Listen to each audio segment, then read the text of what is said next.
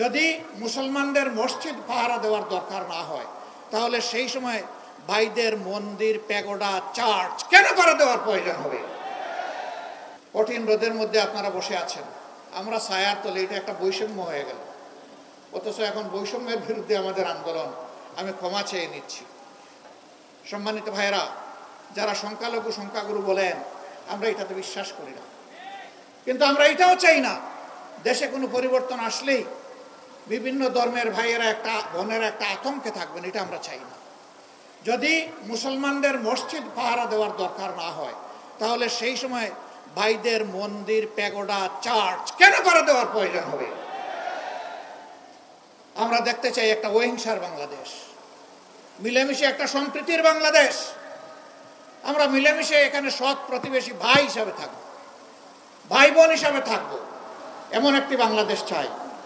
আমি বিভিন্ন ধর্মের ভাইদেরকে বুক খুলে আহ্বান জানাবো, মেহেরবানি করে আপনাদের খোলা চোখ দিয়ে, খোলা বিবেক দিয়ে বাংলাদেশ জামাতে ইসলামীকে আপনারা পর্যালোচনা করুন, বিচার করুন।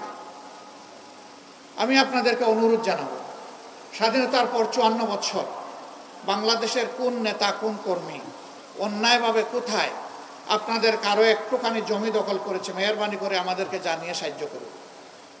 কার ইজ্জতের উপরে হাত দিয়েছে, মেহেরবানি করে আমাদেরকে জানতে দিন। কার জীবনের উপরে হাত দিয়েছে, আমাদেরকে জানতে দিন। আমরা কথা দিচ্ছি, আমরা ইনশাআল্লাহ তার সুষ্ঠু প্রতিকার করব, ন্যায় বিচার আপনাদেরকে উপহার দেব।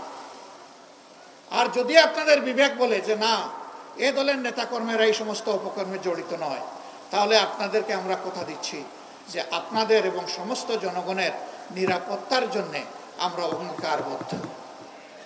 আমরা ক্ষমতায় যাই অথবা না যাই, ক্ষমতায় থাকি অথবা না থাকি, এটি আমাদের মানবিক দায়িত্ব, এটা আমরা পালন করবো ইনশাআল্লাহ। যার প্রমাণ আমরা দেওয়ার চেষ্টা করছি। যতক্ষণ পর্যন্ত দেশবাসী আপনারা বাংলাদেশ জামাতে ইসলামীকে ন্যায় এবং কল্যাণের উপরে দেখবেন, সত্যের উপরে দেখবেন, ততদিন পর্যন্ত আমরা আপনাদের বুক ভরা ভালোবাসা চাই। আমরা আপনাদের সৎ পরামর্শ চাই, চলার পথে সহযোগিতা চাই, দেশ গড়ার কাজে আপনাদেরকে সাথে চাই, পাশে চাই। আর আপনাদের বুকে আমাদের জন্য একটু জায়গা চাই।